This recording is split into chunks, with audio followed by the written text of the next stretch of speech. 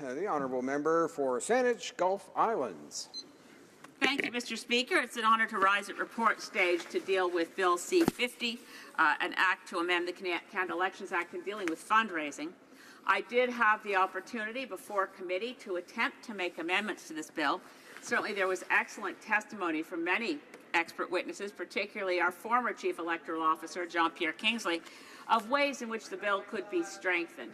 So I'll say at the outset that the bill is one that generally makes improvements. It's not that it's a bad bill, it's that there are lost opportunities here, and particularly lost opportunities in closing those loopholes around what's now known as cash for access. But let me speak to the bill, and then I'm going to turn my attention to the fundamental problem that we have in Canada when talking about political fundraising. And so that's a more general conversation. Let me say on Bill C50, where I tried to put forward, and I did have Green Party amendments voted on and unfortunately all defeated, but they may be seen by some as relatively minor, but I think they matter. For example, and one was mentioned by my colleague from Skeena-Bulkley Valley, I attempted to increase substantially the punishment for violating any of the provisions around notice, publicity, reporting, and so on. And in this act, under Section 500 of the Act, would be amended to create a penalty of not more than $1,000. Now, the evidence from Jean-Pierre Kingsley, who, as I mentioned before, was our former Chief Electoral Officer, was that, when you consider a $1,000 penalty for a summary conviction, he said, quote, "I found to be low.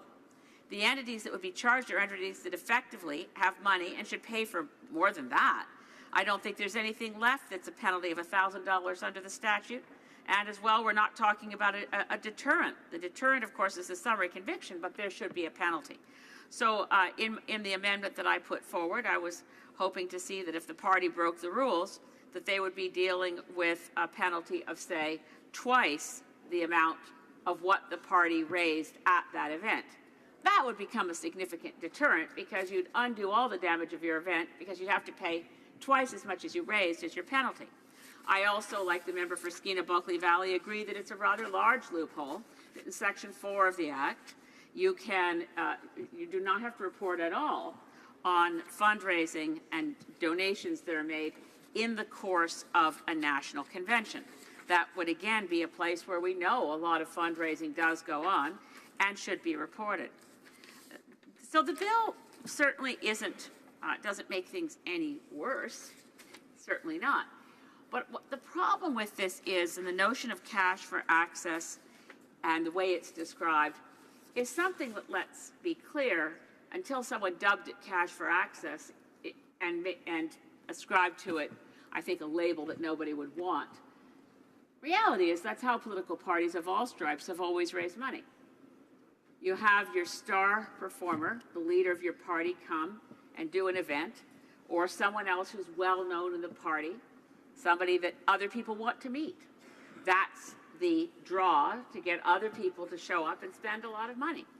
I usually like to joke that in the Green Party, it's not so much that we have cash for access as that I show up in people's homes for potluck suppers, so our provisions are basically tofu for access.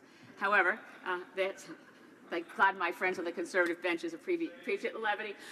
I mean, but really, the situation of political party financing makes setting up a series of rules that cover all eventuality sort of a mug's game. I'd rather attack this directly and ask, when are we going to take the leap that other countries have done and eliminate private financing for political parties?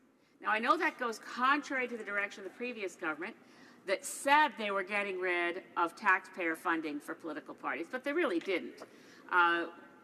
Taxpayers fund political parties to a great extent in this country.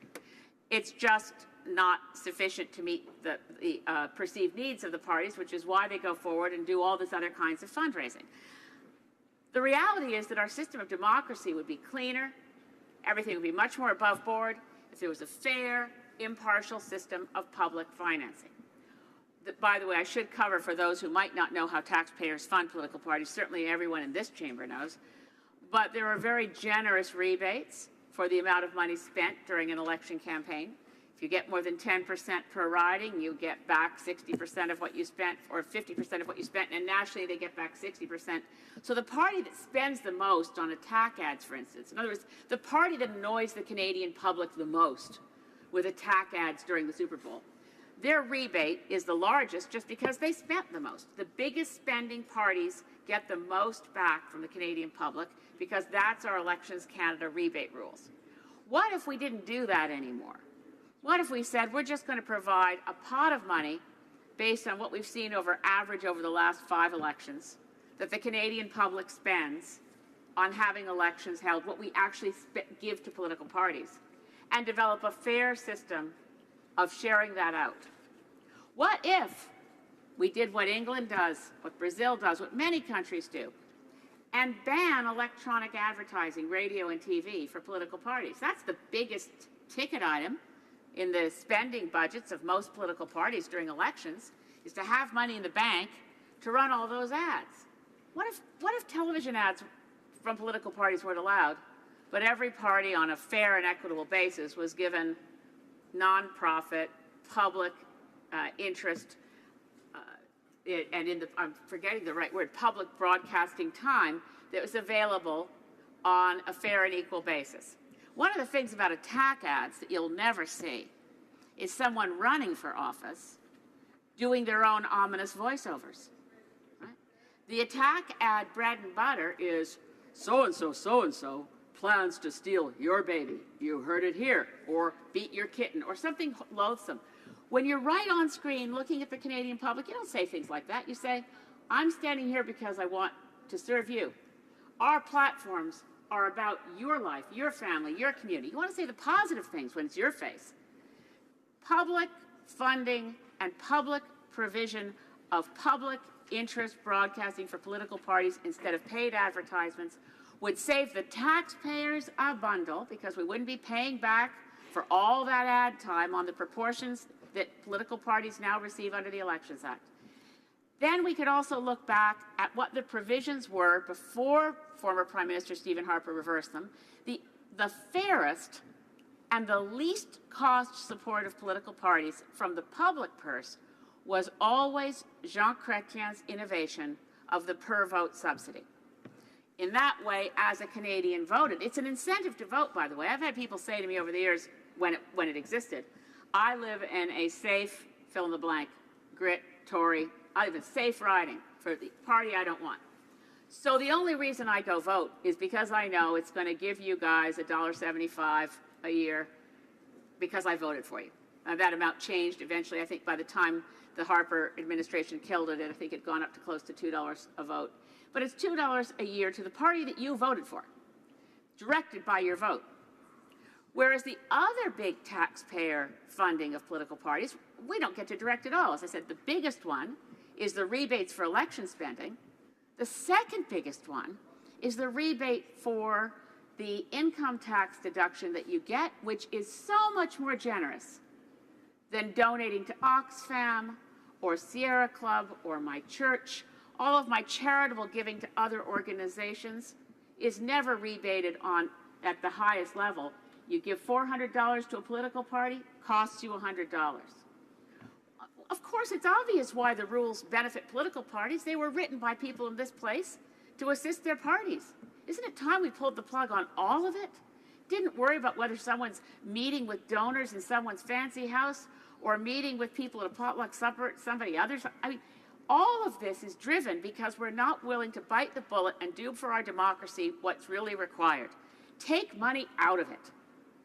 Take the money out of it and allow the Canadian public on a fair, and I would say based on what we're already spending basis, have election campaigns and funding for political parties that's directed by a fair and equitable formula.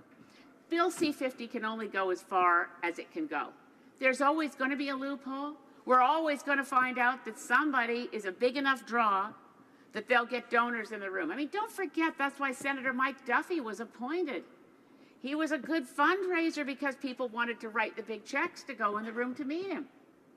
We need to think about what motivates our democracy and get the money out of it by going to the real root of the problem.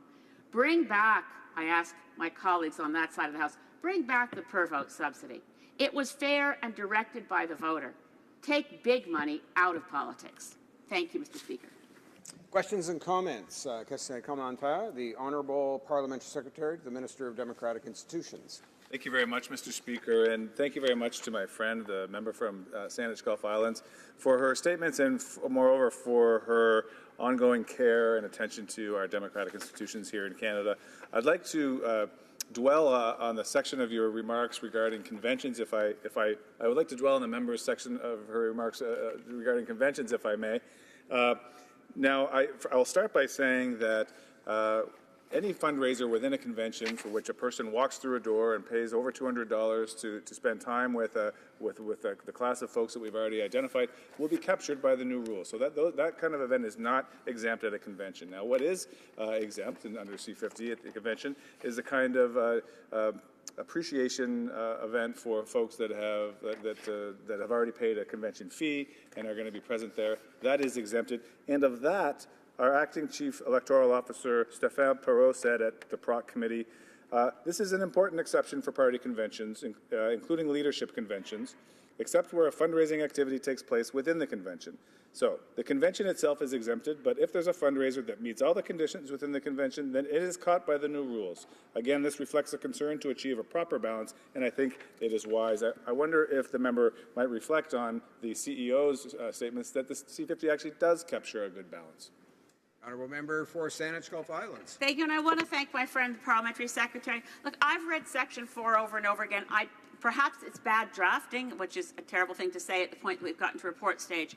But despite subsection 3, okay, a regulated fundraising event does not include any event that is part of a convention that is organized to express appreciation. So it can be organized to express appreciation, but that kind of an event is indeed access to key decision makers that doesn't end up getting reported, isn't open to the media. In other words, it seems like a rather, to me, and I maintain, even after hearing the explanation from the Chief Electoral Officer, which I'd heard before, I'm baffled by the position of the current Chief Electoral Officer. Of course, I respect our Chief Electoral Officer, but in the context of what's trying to be dealt with by C50, special access for people with lots of money to key decision makers, the exemption for conventions doesn't sit right with me. Now, I hear what my honourable colleague is saying, but I'm not persuaded. Sorry.